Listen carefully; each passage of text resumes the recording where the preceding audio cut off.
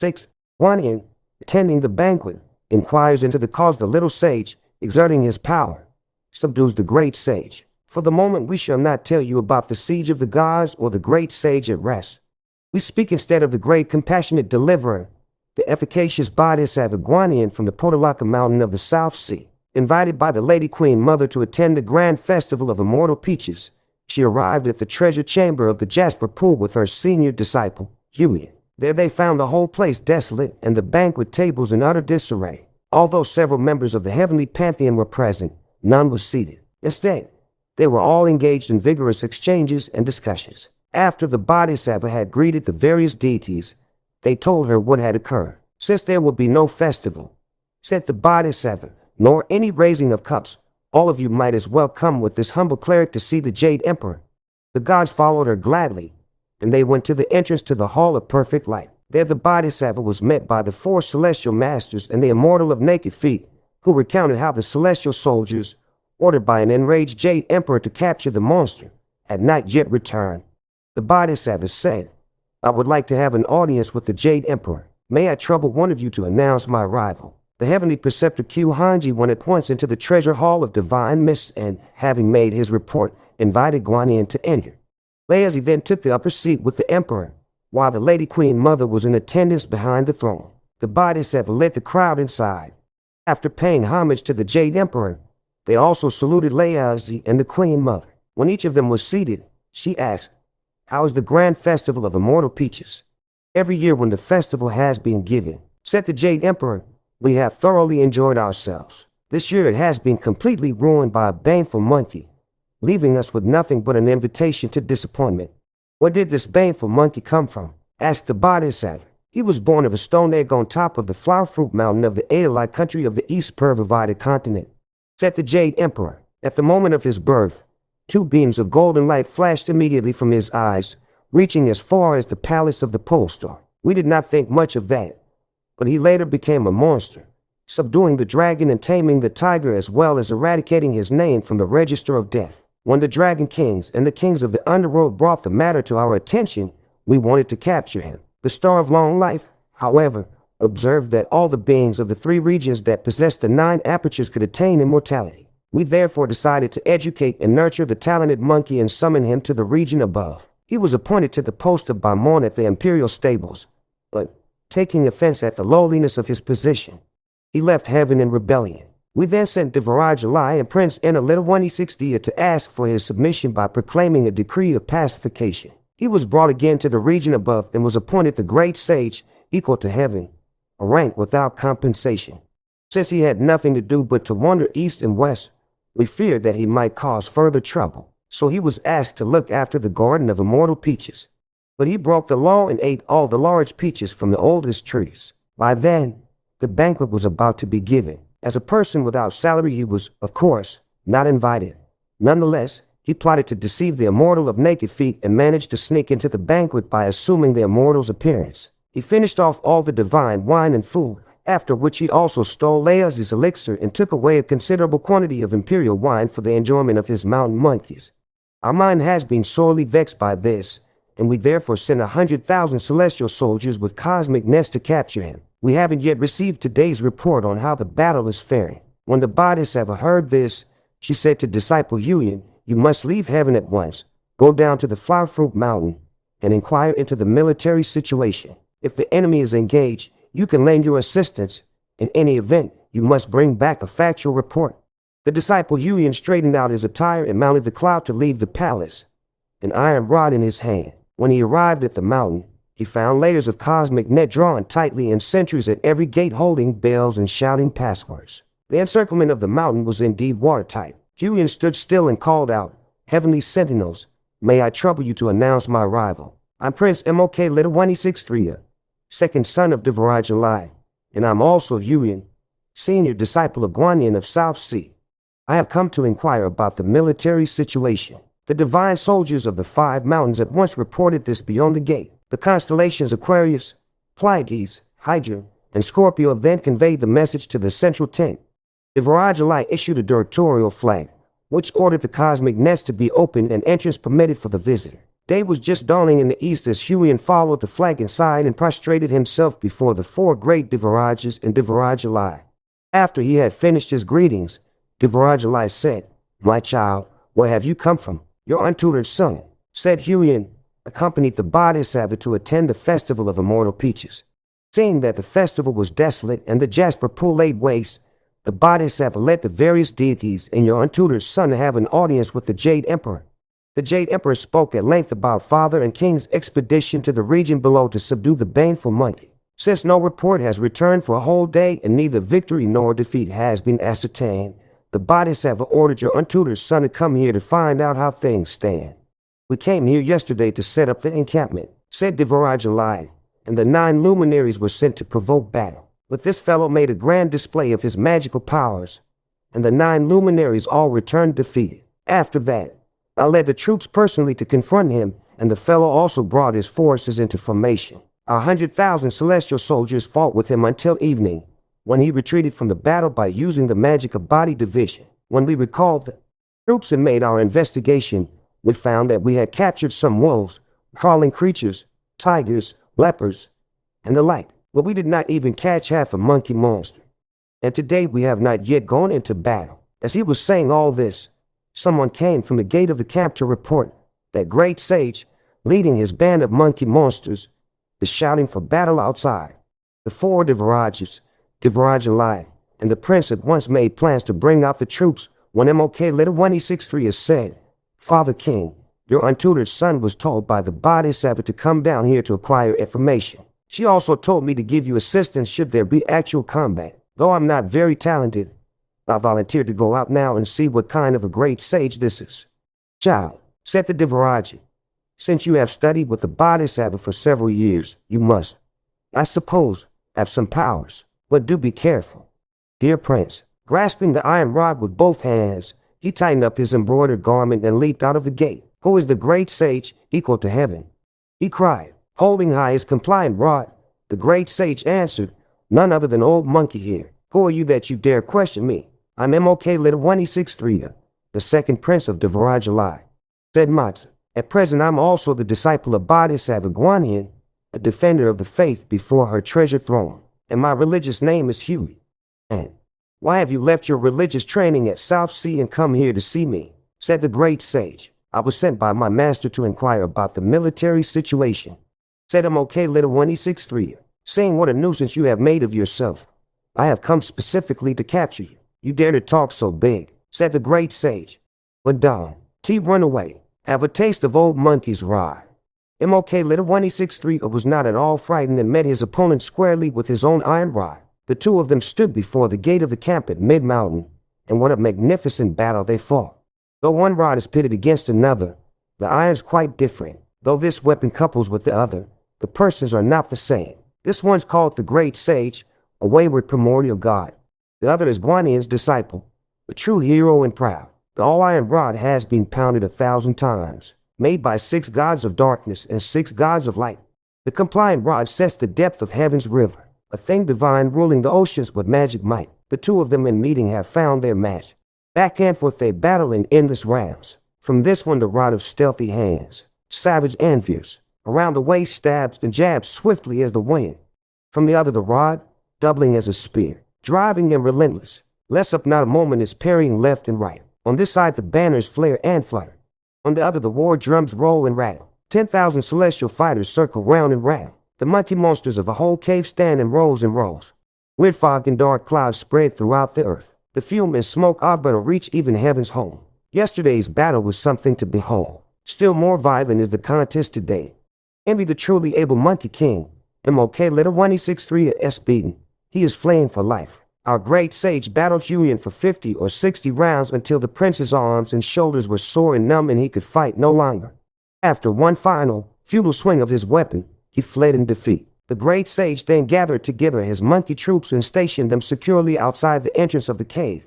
At the camp of the Devaraja, the celestial soldiers could be seen receiving the prince and making way for him to enter the gate. Panting and puffing, he ran in and gasped out to the 4 Devarajas, Pagoda Bear alive, and in a Letter 1060, that great sage. What an ace! Great indeed is his magical power. Your son cannot overcome him and has returned defeated. Shocked by the sight, Devarajali at once wrote a memorial to the throne to request further assistance. The demon King Mahabali and Prince Mok Little 163 were sent to heaven to present the document. Not daring to linger, the two of them crashed out of the cosmic nets and mounted the holy mist and hallowed cloud. In a moment they reached the hall of perfect light and met the four celestial masters, who led them into the treasure hall of divine mist to present their memorial. Huyen also saluted the Bodhisattva, who asked him, "What have you found out about the situation?" "When I reached the flower fruit mountain by your order," said Huyen, "I opened the cosmic nest by my call. Seeing my father, I told him of my master's intentions in sending me. Father King said, 'We fought a battle yesterday with that monkey king but managed to take from him only tigers, leopards, lions, elephants, and the like. We did not catch a single one of his monkey monsters.' As we were talking, he again demanded battle. Your disciple used the iron rod to fight him for 50 or 60 rounds, but I could not prevail against him and returned to the camp defeated. Thus father had to send the demon King Mahabali and your pupil to come here for help." The Bodhisattva bowed her head and pondered. "We now tell you about the Jade Emperor, who opened the memorial and found a message asking for assistance. This is rather absurd," he said laughing. "Is this monkey monster such a wizard that not even 100,000 soldiers from heaven can vanquish him?" Devarajali is again asking for help. "What division of divine warriors can we send to assist him?" Hardly had he finished speaking when Guanyin folded her hands and said to him, "Your Majesty, let not your mind be troubled. This humble cleric will recommend a god who can capture the monkey." "Which one would you recommend?" said the Jade Emperor. "Your Majesty's nephew," said the Bodhisattva, "the immortal master of illustrious sagacity Erlang, who is living at the mouth of the river of libations in the Guan prefecture and enjoying the incense and oblations offered to him from the region below. In former days he himself slew 6 monsters. Under his command are the brothers of Plum Mountain and 1,200 plant-headed deities, all possessing great magical powers. However, he will agree only to special assignments and will not obey any general summons. Your Majesty may want to send an edict transferring his troops to the scene of the battle and requesting his assistance. Our monster would surely be captured." When the Jade Emperor heard this, he immediately issued such an edict and ordered the demon King Mahabali to present it. Having received the edict, the demon king mounted a cloud and went straight to the mouth of the river of libations. It took him less than half an hour to reach the temple of the immortal master. Immediately the demon magistrates guarding the doors made this report inside. "There is a messenger from heaven outside who has arrived with an edict in his hand." Erlang and his brothers came out to receive the edict, which was read before burning incense. The edict said, "The great sage, equal to heaven, a monstrous monkey from the flower fruit mountain, is in revolt. At the palace he stole peaches, wine, and elixir, and disrupted the grand festival of immortal peaches. 100,000 heavenly soldiers with 18 sets of cosmic nets were dispatched to surround the mountain and capture him, but victory has not yet been secured. We therefore make this special request of our worthy nephew and his sworn brothers to go to the flower fruit mountain and assist in destroying this monster. Following your success will be lofty elevation and abundant reward." In great delight the immortal master said, "Let the messenger of heaven go back. I will go at once to offer my assistance with drawn sword." The demon king went back to report, "But we shall speak no further of that." This immortal master called together the 6 brothers of Plum Mountain. They were Kang, Zhang, Yao, and Lai, the 4 grand marshals, and Yuo Shen and Jai Jian, the 2 generals. As they congregated before the court, he said to them, "The Jade Emperor just now sent us to the flower fruit mountain to capture a monstrous monkey. Let's get going." Delighted and willing, the brothers at once called out the divine soldiers under their command. With falcons mounted and dogs on leashes, with arrows ready and bows drawn, they left in a violent magic wind and crossed in a moment the great eastern ocean. As they landed on the flower fruit mountain, they saw their way blocked by dense layers of cosmic net. Divine commanders guarding the cosmic nets, "Hear us," they shouted. "We are specially assigned by the Jade Emperor to capture the monstrous monkey. Open the gate of your camp quickly and let us through." The various deities conveyed the message to the inside, level by level. The 4 Devarajas and Devarajali then came out to the gate of the camp to receive them. After they had exchanged greetings, there were questions about the military situation, and the Devaraja gave them a thorough briefing. "Now that I, the little sage, have come," said the immortal master, laughing, "he will have to engage in a contest of transformations with his adversary. You gentlemen make sure that the cosmic nets are tightly drawn on all sides, but leave the top uncovered. Let me try my hand in this contest." If I lose, you gentlemen need not come to my assistance, for my own brothers will be there to support me. If I win, you gentlemen will not be needed in tying him up either. My own brothers will take care of that. All I need is the pagoda bearer Devaraja to stand in midair with his unreflecting mirror. If the monster should be defeated, I fear that he may try to flee to a distant locality. Make sure that his image is clearly reflected in the mirror, so that we don't lose him. The Devarajas set themselves up in the 4 directions, while the heavenly soldiers all line up according to their planned formations. With himself as the 7th brother, the immortal master led the 4 grand marshals and the 2 generals out of the camp to provoke battle. The other warriors were ordered to defend their encampment with vigilance, and the plant-headed deities were ordered to have the falcons and dogs ready for battle. The immortal master went to the front of the water-curtain cave, where he saw a troop of monkeys neatly positioned in an array that resembled a coiled dragon. At the center of the array was the banner bearing the words, "The Great Sage, equal to heaven." "That audacious monster," said the immortal master. "How dare he assume the rank, equal to heaven, there? There's no time for praise or blame," said the 6 brothers of Plum Mountain. "Let's challenge him at once." When the little monkeys in front of the camp saw the immortal master, they ran quickly to make their report. Seizing his golden hoop rod, straightening out his golden cuirass, slipping on his cloud-treading shoes, and pressing down his red gold cap, the Monkey King leaped out of the camp. He opened his eyes wide to stare at the immortal master, whose features were remarkably refined and whose attire was most elegant. Truly, he was a man of features most comely and most noble mien, with shoulder-reaching ears and shining eyes. His head bore the 3 mountains phoenix cap. His body donned a pale yellow goose-down robe. Gold-threaded boots matched coiling dragon socks. 8 flower-like emblems his jade belt adorned. From his waist hung the crescent-pellet bow. His hands held a lance of 3 points and 2 blades. Once he cleaved Peach Mountain to save his mother. His one pellet struck a tall tree's 2 phoenixes. Slaying 8 fiends flung far his fame, as bond brother midst Plum Mountain's 7 saints. His lofty mind scorned being high heaven's king. His pride led him to dwell near Libation stream. From Kai City here's the kind heroic sage. Off Boundless Epiphanes, he's named Erling. When the great sage saw him, he lifted high his golden hoop rod with gales of laughter and called out, "What little warrior are you and where do you come from, that you dare present yourself here to provoke battle? You must have eyes but no pupils," shouted the immortal master, "if you don't recognize me. I am the maternal nephew of the Jade Emperor, Erling, the king of illustrious grace and spirit by imperial appointment. I have received my order from above to arrest you, the rebellious Bamon 8. Don't you know that your time has come?" "I remember," said the great sage, "that the sister of the Jade Emperor some years ago became enamored of the region below. She married a man by the name of Yang and had a son by him. 79. Are you that boy who was reputed to have cleaved open the Peach Mountain with his axe? I would like to rebuke you roundly, but I have no grudge against you. I can hit you with this rod of mine too, but I delight to spare your life. A little boy like you, why don't you hurry back and ask your 4 great Devarajas to come out?" When the immortal master heard this, he grew very angry and shouted, "Reckless ape, don't you dare be so insolent. Take a sample of my blade." Swerving to dodge the blow, the great sage quickly raised his golden hoop rod to engage his opponent. What a fine fight there was between the 2 of them. Erling, the god of illustrious kindness, and the great sage, equal to heaven. This one, haughty and proud, defied the handsome Monkey King.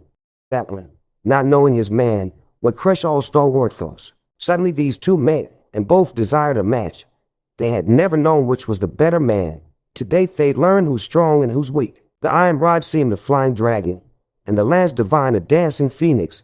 Left and right they struck, attacking both front and back. The Plum Mountain 6 brothers' awesome presence filled one side, while the 4 generals, like Mai and Liu, took command on the other. All worked as one to wave flags and roll drums. All helped the fight by cheers while beating the gong. 2 sharp weapons sought a chance to hurt, but thrusts and parries did not slack one whit. The golden hoop rod, wonder of the sea, could change and fly to snare of victory. A little lag and your life is over.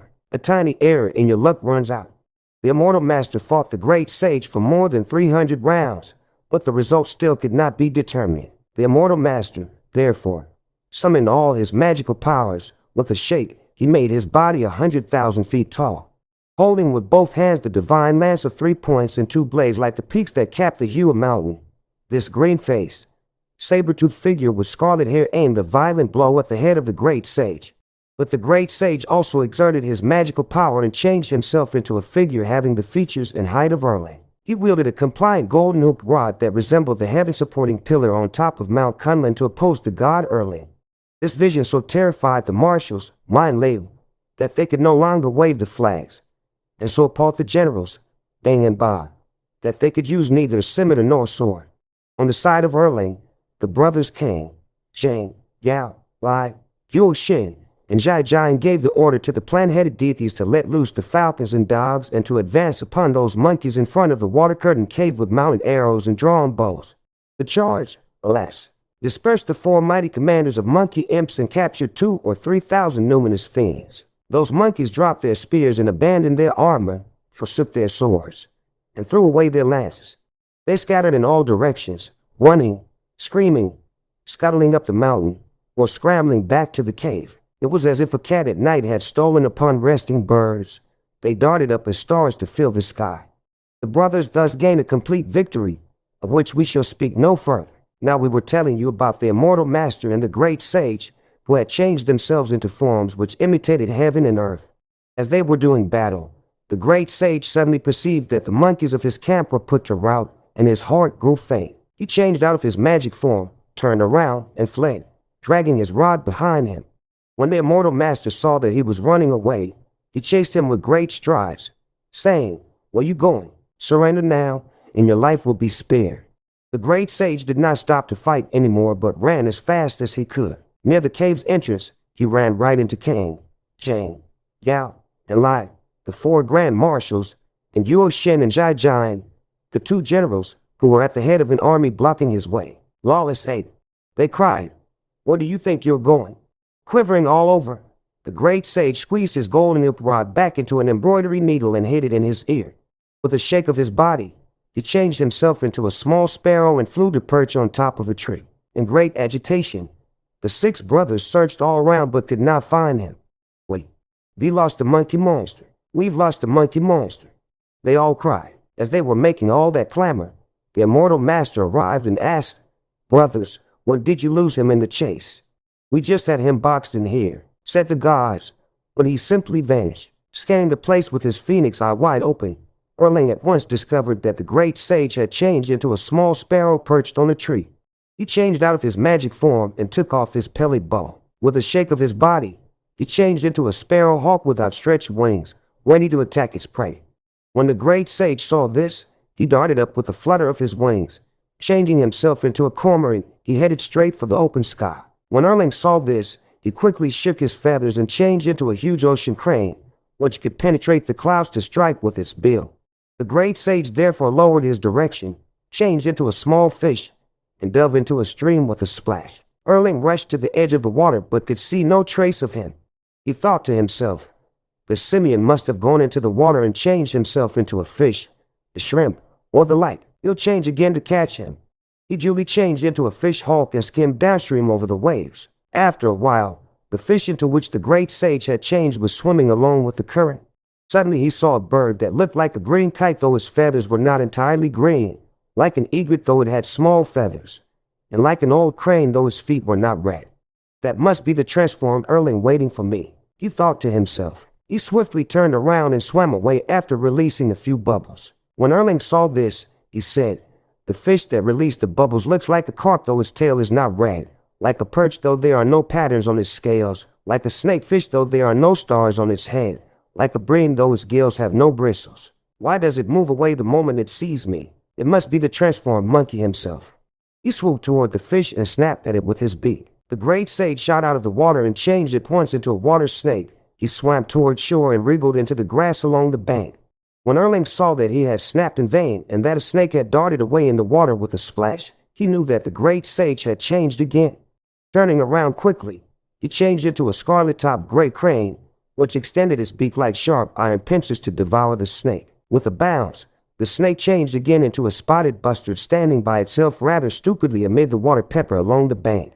When Erling saw that the monkey had changed into such a vulgar creature, for the spotted bustard is the basest and most promiscuous of birds, mating indiscriminately with phoenixes, hawks, or crows, he refused to approach him. Changing back into his true form, he went and stretched his bow to the fullest. With one pellet he sent the bird hurtling. The great sage took advantage of this opportunity. Nonetheless, rolling down the mountain slope, he squatted there to change again, this time into a little temple for the local spirit. His wide open mouth became the entrance, his teeth the doors, his tongue the bodhisattva, and his eyes the windows.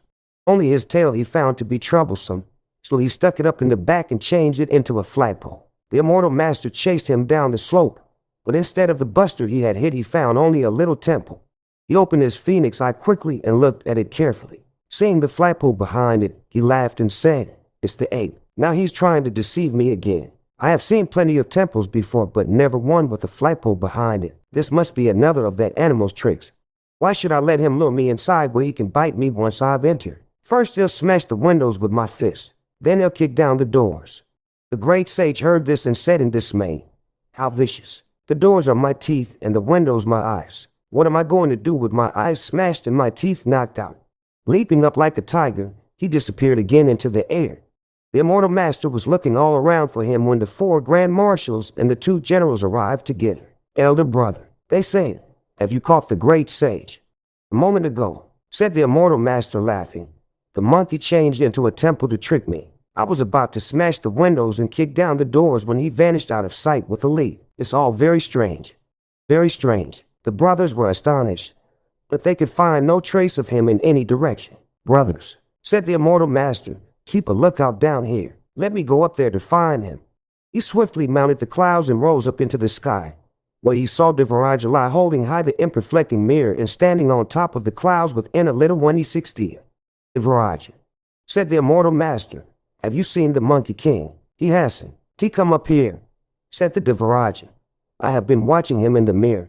After telling them about the duel in magic and transformations and the captivity of the rest of the monkeys, the immortal master said, "He finally changed into a temple. Just as I was about to attack him, he got away." When Devarajala heard these words, he turned the imperfecting mirror all the way around once more and looked into it. "Immortal master," he said, roaring with laughter, "go quickly, quickly. That monkey used his magic of body concealment to escape from the cordon, and is now heading for the mouth of your river of libations. We now tell you about the great sage who had arrived at the mouth of the river of libations. With a shake of his body, he changed into the form of Holy Father Erling. Lowering the direction of his cloud, he went straight into the temple, and the demon magistrates could not tell that he was not the real Erling. Every one of them, in fact, kowtowed to receive him. He sat down in the middle and began to examine the various offerings, the 3 kinds of sacrificial meat brought by Lai Ho, the votive offering of Zhang Long, the petition for a son by Zhao Ji, and the request for healing by Kai Bing. As he was looking at these, someone made the report, "Another Holy Father has arrived." The various demon magistrates went quickly to look and were terror-stricken, one and all. The immortal master asked, "Did a so-called great sage, equal to heaven, come here?" "We haven't seen any great sage," said the demon magistrates, "but another Holy Father is in there examining the offerings." The immortal master crashed through the door. Seeing him, the great sage revealed his true form and said, "There's no need for the little boy to strive anymore. Sun is now the name of this temple." The immortal master lifted his divine lance of 3 points and 2 blades and struck, but the Monkey King with agile body was quick to move out of the way. He whipped out that embroidery needle of his, and with one wave caused it to take on the thickness of a rice bowl. Rushing forward, he engaged Erling face to face.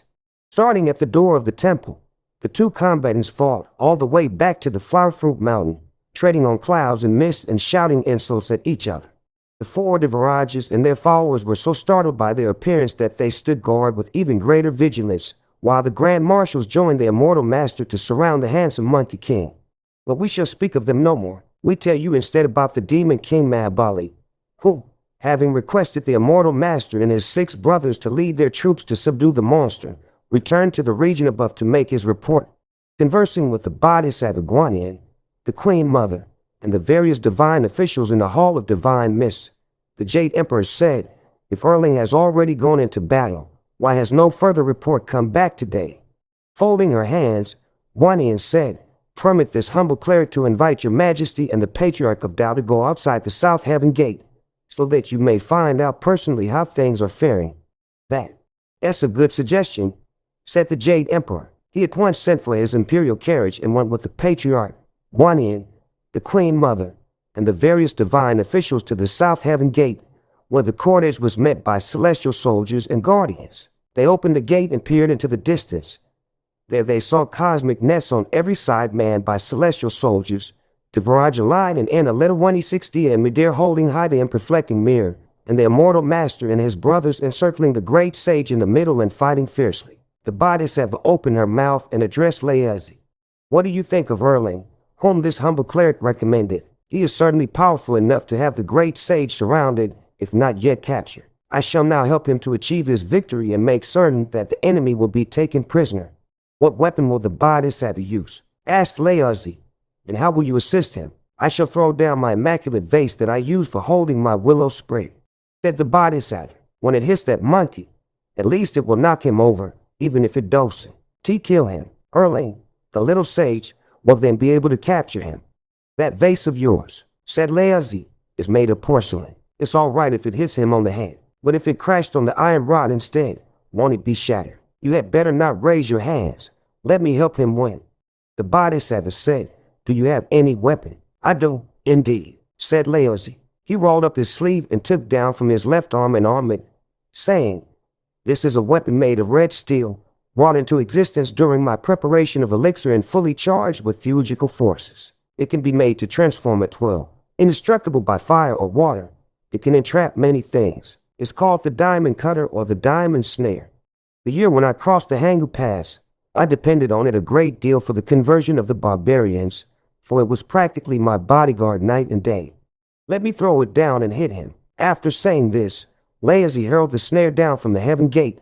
It went tumbling down into the battlefield at the Flower Fruit Mountain and landed smack on the Monkey King's head. The Monkey King was engaged in a bitter struggle with the 7 sages and was completely unaware of this weapon, which had dropped from the sky and hit him on the crown of his head. No longer able to stand on his feet, he toppled over. He managed to scramble up again and was about to flee, when the Holy Father Erling's small hound dashed forward and bit him in the calf. He was pulled down for the second time and lay on the ground cursing, you brute, why don't you go and do your master in, instead of coming to bite old monkey? Rolling over quickly, he tried to get up, but the 7 sages all pounced on him and pinned him down. They bound him with ropes and punctured his breastbone with a knife, so that he could transform no further. Laezi retrieved his diamond snare and requested the Jade Emperor to return to the Hall of Divine Mist with Guanyin, the Queen Mother, and the rest of the immortals. Down below, the 4 great Diva Kings and Devaraj all retired their troops, broke camp, and went forward to congratulate Erling, saying, this is indeed a magnificent accomplishment by the little sage. This has been the great blessing of the heavenly devas, said the little sage, and the proper exercise of their divine authority. What have I accomplished? The brothers Kang, Zhang, Yao, and Lai said, elder brother need have no further discussion. Let us take this fellow up to the Jade Emperor to see what will be done with him. Worthy brothers, said the immortal master, you may not have a personal audience with the Jade Emperor because you have not received any divine appointment. Let the celestial guardians take him into custody. I shall go with the Devaraja to the region above to make our report, while all of you make a thorough search of the 84 mountain here. After you have cleaned it out, go back to the river of libations. When I have our deeds recorded and received our rewards, I shall return to celebrate with you. The 4 grand marshals and the 2 generals followed his bidding. The immortal master then mounted the clouds with the rest of the deities, and they began their triumphal journey back to heaven, singing songs of victory all the way. In a little while, they reached the outer court of the Hall of Perfect Light, and the heavenly preceptor went forward to memorialize to the throne, saying, the 4 great Devarajas have captured the monstrous monkey, the great sage, equal to heaven. They await the command of your majesty. The Jade Emperor then gave the order that the demon King Mahabali and the celestial guardians take the prisoner to the monster execution block, where he was to be cut to small pieces. Alas, this is what happens to fraud and impudence, now punished by the law. Heroic's grand will fade in the briefest time. We do not know what will become of the Monkey King. Let's listen to the explanation in the next chapter. 7.